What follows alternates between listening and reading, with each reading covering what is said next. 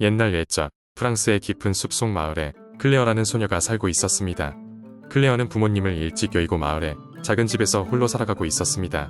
그녀는 마음씨가 곱고 손재주가 뛰어나 마을 사람들에게서 종종 일거리를 받으며 생계를 이어갔습니다. 마을 사람들은 그녀를 아껴주었지만 클레어는 늘 홀로 지내는 시간이 많았습니다. 어느 날 클레어는 숲속에서 목재를 구하던 중 이상한 소리를 듣게 되었습니다. 소리는 점점 선명하게 들려왔고 그녀는 호기심에 소리가 나는 쪽으로 발걸음을 옮겼습니다. 소리에 이끌려 한참을 걷다 보니 오래된 돌탑이 자리 잡고 있는 작은 공터에 도착했습니다. 공터 중앙에는 마법의 물레바퀴가 천천히 회전하고 있었고 물레바퀴에서 아름다운 음악, 소리가 흘러나오고 있었습니다. 클레어는 자신의 눈을 믿을 수 없었습니다. 물레바퀴는 눈부시며 신비로웠고 그녀의 마음을 사로잡았습니다. 그녀는 물레바퀴에 손을 뻗어 살짝 돌려보았습니다. 그 순간 물레바퀴의 매끄러운 표면에서 갑자기 작은 요정이 나타났습니다. 요정은 자신을 이 물레바퀴의 수호자라고 소개하며 클레어에게 인사를 건넸습니다.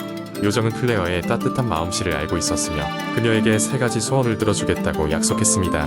하지만 단 소원을 비는 방법은 자신의 선의를 위해서만 사용해야 한다는 조건이 붙었습니다. 클레어는 고개를 끄덕이며 첫 번째 소원을 빌었습니다. 제발 제 손재주가 더 나아질 수 있게 해주세요. 클레어의 부탁에 요정은 밝게 웃으며 손을 흔들었고 그 순간 클레어의 손은 더욱 민첩하고 능숙하게 변화했습니다. 그녀는 이 능력 덕분에 더 뛰어난 직무를 만들어 마을 사람들에게 칭찬을 받게 되었고 이를 통해 많은 사람들에게 기쁨을 줄 수 있었습니다. 두 번째 소원은 마을의 어려움에 관한 것이었습니다. 클레어는 가난한 마을 사람들을 돕고 싶다고 했고 요정의 도움으로 그녀는 곡식과 자원을 풍부하게 만들 수 있게 되었습니다. 마을 사람들은 모두 배불리 먹을 수 있게 되었고 클레어는 그 모습에 행복했습니다.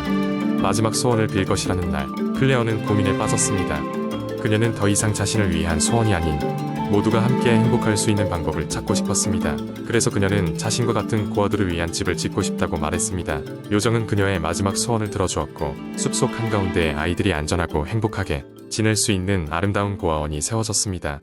마을 사람들은 클레어를 더욱 사랑하고 존경하게 되었으며 클레어는 이제 혼자가 아니었습니다. 그녀 주위에는 항상 따뜻한 사람들이 함께했습니다. 물레바퀴는 다시 제자리로 돌아가 조용히 숲의 일부로 남았고 클레어의 이야기는 오랫동안 마을 사람들의 마음에 남게 되었습니다. 그리고 언젠가 마음씨 좋은 누군가가 다시 물레바퀴를 돌리면 새로운 마법이 펼쳐질 거라 믿으며 말입니다.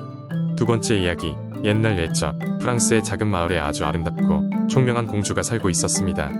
그녀의 이름은 마블이었습니다. 마블 공주는 항상 외부 세계에 대한 호기심이 많아 성밖의 모험을 꿈꾸곤 했습니다.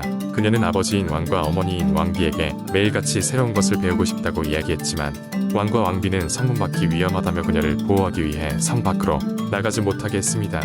어느 날 밤 마블 공주는 노란 달이 뜬 하늘을 바라보다가 성문을 조용히 빠져나가기로 결심했습니다. 그녀는 자신이 직접 새로운 세계를 보고 경험할 준비가 되어 있다고 느꼈습니다. 성문을 조용히 지나 마을 근처 숲속으로 들어간 그녀는 새벽에 신비로운 기운을 느꼈습니다. 숲 깊숙한 곳에서 그녀는 어렴풋이 들려오는 멜로디를 듣게 되었습니다. 궁금증에 가득한 마블 공주는 멜로디를 따라 숲 깊숙이 들어갔습니다. 오르지 않아 그녀는 초록빛이 흩날리는 정원에 도달했습니다. 그곳에는 음악을 연주하는 여러 요정들이 있었습니다. 요정들은 마블 공주를 따뜻하게 맞아주며 그녀에게 차원을 넘나드는 마법의 열쇠를 선물로 주었습니다. 이 열쇠를 통해 그녀는 언제든지 다른 세계로 여행을 할 수 있었습니다. 마블 공주는 요정들이 연주하는 음악에 맞춰 춤을 추면서 이렇게 신비로운 곳을 발견하게 된 것을 믿을 수가 없었습니다. 그녀는 곧 요정들과 친해져 시간을 함께 보내며 그녀가 궁금해하던 많은 것을 배웠습니다. 요정들은 마블 공주에게 자연의 소리, 마법의 비밀, 그리고 다른 세계의 문화를 가르쳐 주었습니다. 그 후로 마블 공주는 매일 밤 마법의 열쇠로 다른 세계를 여행했습니다. 그녀는 이집트의 사막, 히말라야의 눈 덮인 봉우리, 그리고 아마존의 울창한 열대우림을 탐험하였습니다. 각 세계에서는 새로운 친구들을 사귀고 다양한 문화와 지혜를 배우며 스스로를 성장시켰습니다. 시간이 지나 마블 공주는 풍부한 경험과 지식을 쌓아 자신의 나라로 돌아왔고 그녀는 그간 습득한 지혜를 통해 왕국을 더 부강하고 평화롭게 만들었습니다. 그녀는 마을 사람들이 자유롭게 꿈을 꿀 수 있도록 권장하며 동화처럼 아름다운 나라를 만들어갔습니다. 마블 공주는 자신이 경험한 모든 세계의 이야기를 들려주며 나라 사람들에게 꿈과 희망을 주었습니다. 이렇게 마블 공주는 용기와 호기심이 주는 힘을 보여주며 자신의 이야기를 통해 많은 이들에게 영감을 주었습니다. 그리고 그녀가 가진 마법의 열쇠는 그녀의 마음 속에 늘 빛나는 보석으로 남아 있었습니다. 이상은 우리가 간직해야 할 꿈과 모험에 대한 이야기였습니다. 세 번째 이야기, 옛날 옛적 프랑스의 작은 마을 아르데장 필리프라는 소년이 살고 있었습니다.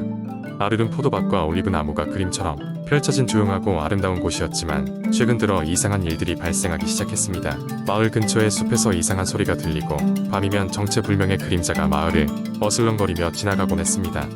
장 필리프는 용감한 소년으로 이 미스터리한 사건을 해결하고자 결심했습니다. 그는 마을 대장장이인 노랑 아저씨에게 가서 튼튼한 칼과 방패를 빌리고 마을을 구하겠다는 굳은 결심을 보여주었습니다. 마을 사람들은 그의 용기를 칭찬했지만 동시에 그의 안전을 걱정했습니다. 어느 날 밤, 장 필리프는 숲으로 몰래 들어가 소리의 근원을 찾아 나섰습니다. 달빛이 희미하게 비추는 숲 속을 조심히 걸어가던 중 그는 거대한 그림자를 발견했습니다. 그것은 바로 커다란 용이었습니다. 이 용은 사악한 주문에 걸려 행동이 이상해진 상태였고 장 필리프는 그 비밀을 풀어야 했습니다. 장 필리프는 용에게 다가가 조심스럽게 물었고 용은 자신이 사실은 마을을 지키는 수호자였으며 사악한 마법사에게 저주를 받아 기억을 잃었다고 밝혔습니다. 용은 더 이상 사람들에게 해를 끼치고 싶지 않다고 말했습니다. 이를 들은 장 필리프는 마을로 돌아가 사악한 마법사를 물리칠 방법을 찾기로 했습니다. 다음날 장 필리프는 마을 도서관에서 마법의 책을 찾아냈습니다. 그 책에는 사악한 저주를 풀 수 있는 방법이 적혀 있었습니다. 그는 마을의 현자였던 마담 소피에게 그 책을 보여주었고 둘은 함께 해결책을 연구하기 시작했습니다. 드디어 마법을 풀 수 있는 약초와 주문을 완성한 장 필리프는 다시 숲으로 향했습니다. 용의 앞에 선 그는 용에게 주문을 외우며 약초를 사용했고 마침내 용은 저주에서 풀려났습니다. 용은 자신의 본래 이성을 되찾고 장 필리프에게 고마움을 표현했습니다. 마을로 돌아온 장 필리프는 마을 사람들에게 모든 진실을 알렸고 그를 향한 마을 사람들의 존경은 더 커졌습니다. 용은 이제 다시 마을을 안전하게 지키는 수호자가 되었고 장 필리프는 마을의 영웅으로 기억되었습니다. 장 필리프의 용기 덕분에 아르는 다시 평화로운 일상을 되찾았으며 그의 이야기는 오랜 세월 동안 마을 사람들 사이에서 전설로 전해지게 되었습니다. 네 번째 이야기 옛날 옛적 프랑스의 작은 마을에 샹페르라는 곳이 있었습니다. 그곳은 아름다운 자연과 평화로운 분위기로 유명했지만 아주 특별한 비밀을 품고 있기도 했습니다. 마을의 가장자리에 위치한 밀밭에는 황금으로 된 사과가 열리는 나무가 하나 있었고 이 나무는 마을 사람들 사이에서 황금 사과 나무로 불렸습니다. 전설에 따르면 이 나무의 황금 사과는 단순한 과일이 아니었습니다. 누군가 이 사과의 한 입을 먹게 되면 그 사람은 오랜 시간 동안 행복과 번영을 누릴 수 있었고 때로는 잃어버린 기억조차 되찾을 수 있다고 전해졌습니다. 하지만 나무를 찾아온 수많은 사람들 중 그 누구도 사과를 따는데 성공한 적이 없었습니다. 이 나무가 마법 속에 잠겨 있다는 사실은 사람들에게 두려움을 불러일으켰습니다. 황금 사과를 수호하는 마법사는 매우 현명하고 강력한 존재로 나무에 다가가려는 사람들을 시험에 빠뜨렸습니다. 마법사는 마음이 불순한 자나 욕심이 과한 자를 결코 용서하지 않았고 오직 진정한 용기와 순수한 마음을 가진 사람만이 사과를 손에 넣을 수 있었습니다. 마을에는 장이라는 이름의 젊은 농부가 있었습니다. 그는 착하고 성실한 사람이었으며 매일 아침 일풍을 맞으며 열심히 들판을 갈았습니다. 장은 어린 시절부터 황금 사과 나무의 전설을 들으며 자랐으며 언젠가 그 나무를 직접 보고 싶다는 작은 꿈을 품고 있었습니다. 어느 날 더 이상 그 꿈을 가슴에만 담아둘 수 없었던 그는 용기를 내어 밀밭으로 향했습니다. 나무에 가까이 다가가자 이상한 일이 벌어졌습니다. 나무 아래에서 갑자기 안개가 피어올랐고 그 안개 속에서 노란 로브를 입은 마법사가 나타났습니다. 그는 장에게 몇 가지 질문과 문제를 주었습니다. 장에게 주어진 첫 번째 문제는 다음과 같았습니다. 사람은 무엇으로 행복해질 수 있는가? 장은 잠시 고민하다가 대답했습니다. 사람은 사랑과 이해로 행복해질 수 있습니다. 돈이나 권력이 아닌 서로에 대한 배려와 진심이 사람을 진정으로 행복하게 합니다. 마법사는 고개를 끄덕이며 씩 웃었습니다. 두 번째 문제는 사람의 욕망에 관한 것이었습니다. 그대가 황금 사과를 가지게 된다면 어떻게 하겠는가? 장은 진지하게 생각하다가 말했습니다. 저는 그 사과가 필요한 사람들과 그 황금 사과 하나가 줄 수 있는 행복을 나누겠습니다. 사과의 힘을 이용해 이웃을 돕고 세상을 조금 더 나은 곳으로 만드는 데 사용할 것입니다. 마법사는 만족스러운 듯이 웃었고 마지막으로 장에게 물었습니다.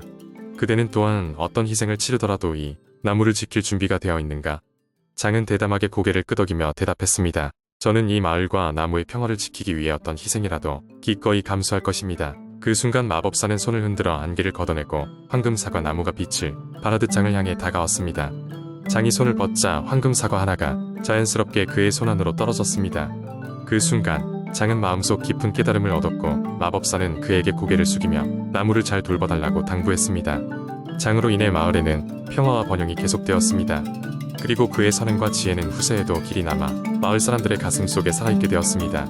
황금 사과 나무는 여전히 그 자리에 서 있으며 장의 이야기와 함께 프랑스의 명작 동화로 남겨졌습니다.